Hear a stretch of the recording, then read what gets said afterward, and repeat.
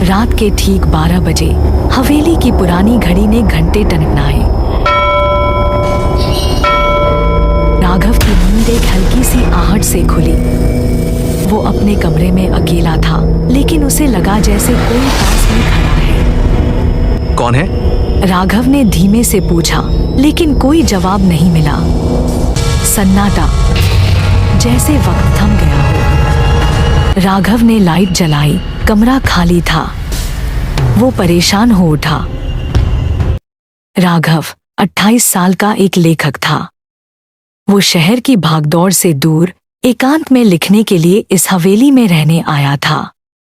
लेकिन ये जगह जितनी शांत थी, उतनी ही रहस्यमयी भी। हवेली का रखरखाव अच्छा नहीं था। खिड़कियां पुरानी थी, दीवारों पर नमी थी और हर कोना जैसे कोई पुराना राज छिपाए बैठा था।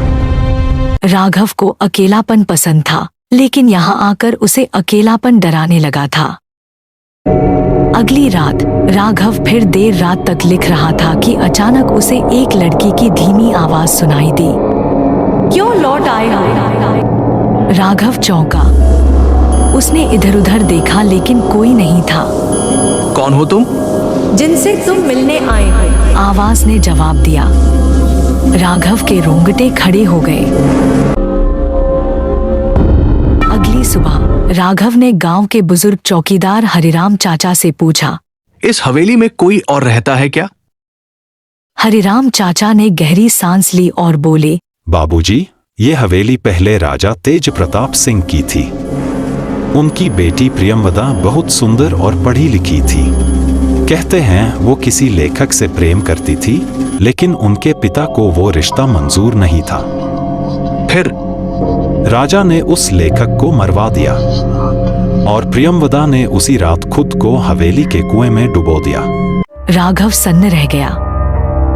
रात फिर आई। राघव जानबूझकर जागता रहा। 12 बजते ही वही आवाज फिर गूंजने लगी। तुम वही हो, वही लेखक? मैं? हाँ, तुम्हारी आत्मा लौट आई है, मुझे पूरा करने, मेरे अधूरे प्रेम को जीने। राघव की आंखें नम हो गईं। उसकी उंगलियां कंपाने लगी। उसकी आत्मा जैसे किसी और की यादों से भर गई हो। धीरे धीरे हर रात वो आवाज उससे बातें करती, कहानियां सुनाती, कविता सुनती और अंत में बस कहती, अब कभी मुझे छोड़कर मत जाना। राघव को लगने लगा कि वो अकेला नहीं है। वो लड़की अब उसकी प्रेरणा बन चुकी थी। उसकी कहानियां, उसकी कलम, सब उसी अदृश्य प्रेम से भर गई थी। एक दिन हरिराम चाचा ने उसे अलग बुलाकर कहा, बाबूजी, इस हवेली से बाहर चलिए। आप बदल रहे हैं। आपकी आंखों में किसी और का रंग है। राघव बस मुस्कुराया और कहा, आप नहीं समझेंगे चाचा, वो अब मेरी जिंदगी है। एक रात राघव ने निर्णय लिया कि वो उस कुएं तक जाएगा जहां प्रियमवदा ने जान दी थी। वो वहां पहुंचा और बोला, अगर तुम सच में हो तो सामने आओ। चारों ओर धुंध छा गई। कुएं से एक धुंधली आकृति उभरी।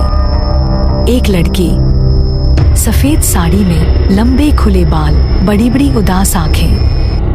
राघव, प्रियवंदा।